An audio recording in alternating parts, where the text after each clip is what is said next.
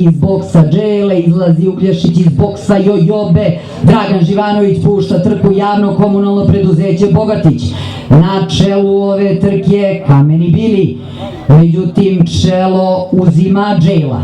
Džela izbija na lidersku poziciju u ovom nadmetanju, Kameni Bili na drugom mestu, na trećoj poziciji galopira Pacman Bell, Charlie Firpo na četvrtoj poziciji, do njega Ikar Pika, zatim Jojoba, potom Arhimed, Ruler of the Path, pa Filipinsko je opet loše startovala. Na čelu ove trke je Džela. Džela ima dve družine prednosti u odnosu na Kamenog Bilija. Na trećoj poziciji je Ikar Pik, na četvrtoj poziciji Charlie Firpo, na petoj poziciji galopira Pacman Bell, na šestoj poziciji je Arhimed. Nadmetanje vodi iz pola dužine prednosti Džela u odnosu na Kamenog Bilija, kojom je pak na sedlu Charlie Firpo, zatim Ikar Pik, do kojeg stiže Jojoba iznutra, potom Arhimed, a onda s polja tamo kreće Ruler of the Path, ostavlja Pacmana Bella, Filipinka ne sarađuje.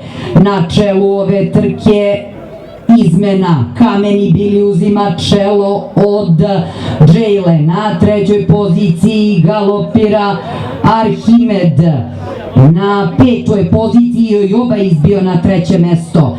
Džela kao da više nema snage, na čelu ove trke Kameni Bili, s polja galopira Ikar Pik, na trećoj poziciji Jojoba, s polja u sredini i dalje Arhimed, ali čeka se da napadne, to je njegova pozicija. Ikar Pik i Rizvan Sakić napadaju Kamenog Bilija, iznutra Jojoba i Alen Ordo. Kameni Bili se bori, upada do Zlobova, ali Kameni Bili Željko Ilić prvi. Vidjet ćemo ko je drugi, Ikar Pik ili Jojoba, potom četvrta pozicija za Arhimeda, Charlie Firpo, Džela, Ruler of the Path, Filipinsko